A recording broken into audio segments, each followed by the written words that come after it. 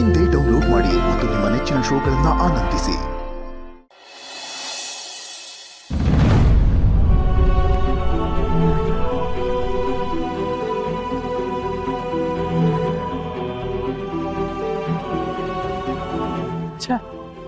ಇಂಥ ಟೈಮಲ್ಲಿ ಎಲ್ಲೋದ್ರು ಮೇಡಮ್ ಅವರು ಎಲ್ಲಿ ಹುಡುಗರು ಕಾಣಿಸ್ತಿಲ್ವಲ್ಲ.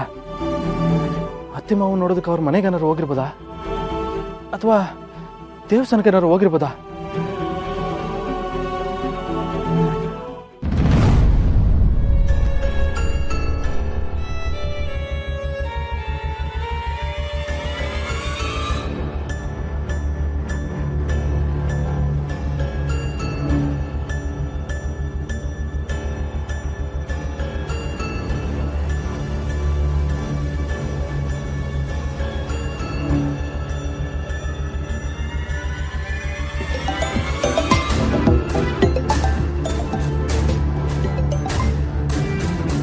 ಸರ್, ನೀವು ಇದೇ ರೀತಿ ಪದೇ ಪದೇ ಫೋನ್ ಮಾಡ್ತಿರ್ಬೇಡಿ ಸರ್. ವಿಶ್ವನ್ಗೆ ಡೌಟ್ ಬರುತ್ತೆ.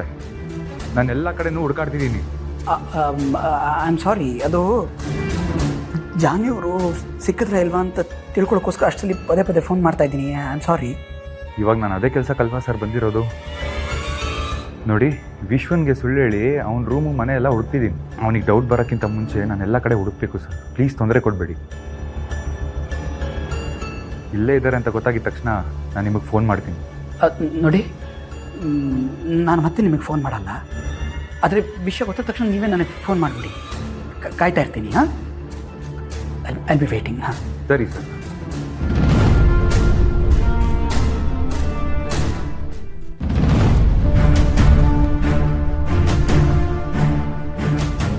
ನೀವೇನು ಮಾಡ್ತಿದ್ದೀರಾ ಅಲ್ಲಿ? ಏನಾದರೂ ಹುಡುಕ್ತಿದ್ರಾ? ಅದು ವಾಶ್ರೂಮ್. ಅಲ್ಲೇ ವಿಶ್ವನ್ ರೂಮ್ ಇದೆ ನೋಡಿ.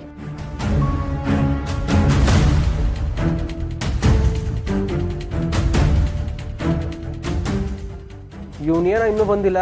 ವಾಶ್ರೂಮ್ಗೆ ಹೋದ್ನ, ಸ್ನಾನ ಮಾಡಕ್ಕೆ ಹೋದ್ನ. ಅವನೆಲ್ಲೇ ಹೋದ್ರೂ ಬರೋದೊಂದು ಅವರ್ ಆಗುತ್ತೆ. ಹಂಗಂದ್ರೆ ತುಂಬ ಕಷ್ಟ. ಇದು ನಾನೇ ಒಂದು ನೋಡ್ಕೊಂಬರ್ತೀನಿ.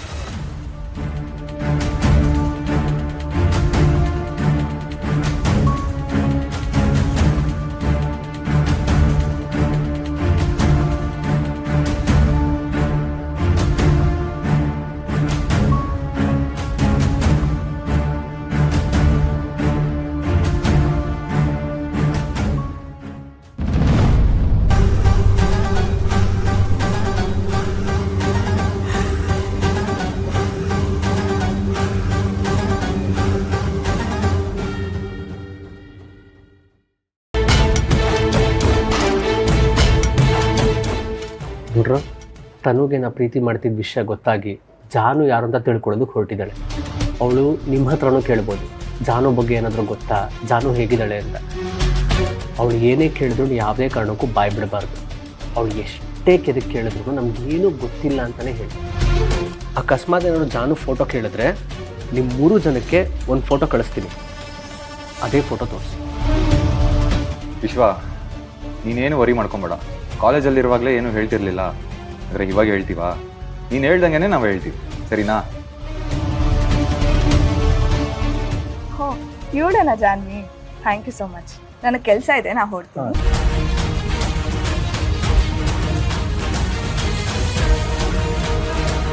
ಹಬ್ಬ, ಸದ್ಯ ವಿಶ್ವ ಮುಂಚೆನೇ ಹೇಳಿದ್ ಒಳ್ಳೇದಾಯ್ತು. ವಿಶ್ವ, ವಾಶ್ರೂಮಲ್ಲಿದೆ. ಇಲ್ಲೇ ಮೇಲೆ ನನ್ನ ರೂಮ್ ಇದೆ ಕಣೋ, ಅಲ್ಲೇ ಯೂಸ್ ಮಾಡು. Okay, thank you. ಸ್ಟೆಪ್ಸ್ ಆದ ತಕ್ಷಣ ಲೆಫ್ಟ್ ಸೈಡ್. ಹಾಂ, ಓಕೆ, ಥ್ಯಾಂಕ್ ಯು.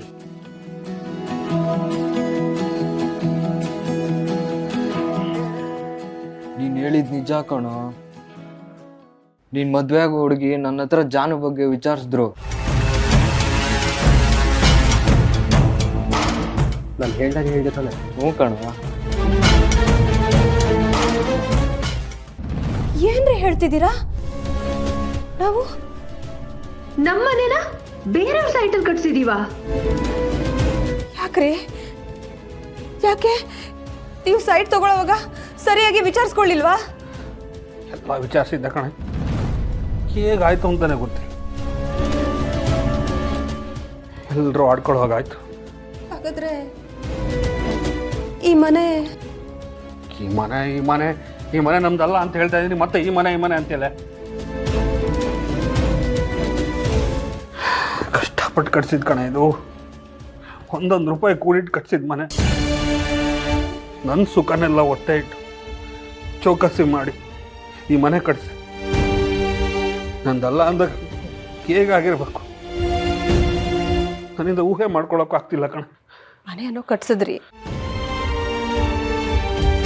ಆದರೆ ಈ ಮನೆ ಕಟ್ಸೋ ಸಂದರ್ಭದಲ್ಲಿ ಎಷ್ಟು ಜನರ ಮನಸ್ಸನ್ನ ನೀವು ನೋಯಿಸಿದ್ದೀರಾ ಅಂತ ಮರ್ತೋಗ್ಬಿಟ್ರ? ಇದೆಲ್ಲ ಅವ್ರ ಕಣ್ಣೀರಿನ ಶಾಪ. ಅದು ನಮಗೆ ತಟ್ಟದೇ ಇರುತ್ತಾ ಹೇಳಿ? ನೀನು ಯಾವುದೋ ವಿಷಯಕ್ಕೆ ಅವ್ರ ಪರ ವಹಿಸ್ಕೊಂಡು ಬರಬೇಡ ಕಣೆ. ಈ ಮನೆ ನಾನು ಕಷ್ಟಪಟ್ಟು ಕಟ್ಟಿರೋದು.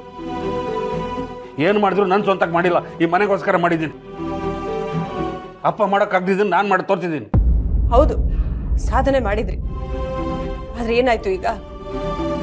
ಯಾರ್ದೋ ಜಾಗದಲ್ಲಿ ಮನೆ ಕಟ್ಸಿ ಈಗ ಅದನ್ನು ಕಳ್ಕೊತಾ ಇದೀವಿ. ಹೋಗ್ಲಿ ಬಿಡಿ, ಸಮಾಧಾನ ಮಾಡ್ಕೊಳ್ಳಿ. ಎಲ್ಲ ಸಮಸ್ಯೆಗೂ ಒಂದು ಪರಿಹಾರ ಇರುತ್ತಂತೆ, ಇದಕ್ಕೂ ಇರುತ್ತೆ. ಹುಡುಕಿ. ಎಲ್ಲ ಹುಡುಕಾಯ್ತು ಕಣೆ, ಏನೂ ತೋರಿಸ್ತಿಲ್ಲ. ಹಾಗೆ ಹೇಳಿದ್ರೆ ಹೇಗ್ರಿ? ಒಂದ್ ಏರಿಯಾಗ ಹೋಗೋದಿಕ್ಕೆ 4-6 ದಾರಿ ಇರುತ್ತೆ. ಇದಕ್ಕೂ ಹಾಗೆ. ಇಷ್ಟಕ್ಕೂ ಈ ರೀತಿ ಸಮಸ್ಯೆ ಆಗಿರೋದು ನಾವೇ ಮೊದಲಿಗರು ಅಲ್ವಲ್ಲ, ಇನ್ನು ಯಾರ್ಯಾರಿಗೂ ಆಗಿರುತ್ತೆ. ಒಂದು 4 ಜನರ ಹತ್ರ ಸರಿಯಾಗಿ ವಿಚಾರಿಸಿ, ಏನಾದರೂ ದಾರಿ ಸಿಗ್ಬಹುದು. ಈಗ ಈ ರೀತಿ ಯೋಚನೆ ಮಾಡ್ತಾ ಕೂತ್ಕೊಳ್ಳೋ ಬದಲು ಮನೆ ಕಟ್ಟೋ ಮೊದಲು ಒಂದು 4 ಜನರಿಗೆ ವಿಷಯ ತಿಳಿಸಿ ಸರಿಯಾಗಿ ವಿಚಾರಿಸಿ ಅವ್ರ ಸಹಾಯ ತಗೊಂಡಿದ್ರೆ ಹೀಗಾಗಿರ್ತಿತ್ತ ಹೇಳಿ? ಮನೆಯವ್ರಿಗೆ ಹೇಳಿದೆ, ಸ್ನೇಹಿತರಿಗೆ ಹೇಳಿದೆ, ಯಾರಿಗೂ ಹೇಳಿದೆ ಕದ್ದು ಮುಚ್ಚಿ ಕಟ್ಟಿಸ್ಕೊಂಡ್ರಲ್ಲ, ಇದೆಲ್ಲ ಅದ್ರ ಪರಿಣಾಮ. ನನಗೆ ಯಾರು ಉಪದೇಶನೂ ಬೇಕಾಗಿಲ್ಲ ಕಡೆ. ಇದು ನನ್ನ ಮನೆ, ನನ್ನ ಕನಸಿನ ಮನೆ. ನನಗೆ ಬೇಕಾದಂಗೆ ಕಟ್ಕೋತೀನಿ. ಯಾರು ಉಪದೇಶ ಯಾಕೆ ಬೇಕೋ? ಇದೇ ಅಹಂಕಾರನೇ ಬೇಡ ಅಂತಿರೋದು. ಕಾಲಿಗೆ ಗಾಯ ಆಗಿ ಆ ಗಾಯ ಗ್ಯಾಂಗ್ರೀನ್ ಆಗಿ ಡಾಕ್ಟರ್ ಕಾಲನ್ನೇ ಕತ್ತರಿಸ್ಬೇಕು ಅಂದ್ರೂ ನಾನು ರನ್ನಿಂಗ್ ರೇಸ್ ಆಡ್ತೀನಿ ಅನ್ನೋ ಮೊಂಡ್ರ ಹತ್ರ ಯಾರೀ ಮಾತಾಡಕ್ಕಾಗತ್ತೆ? ನಿಮ್ಮತ್ತ ವಿತಂಡವಾದ ಮಾಡೋರ ಹತ್ರ ವಾದ ಮಾಡೋಷ್ಟು ಶಕ್ತಿ ನನಗಂತೂ ಇಲ್ಲ.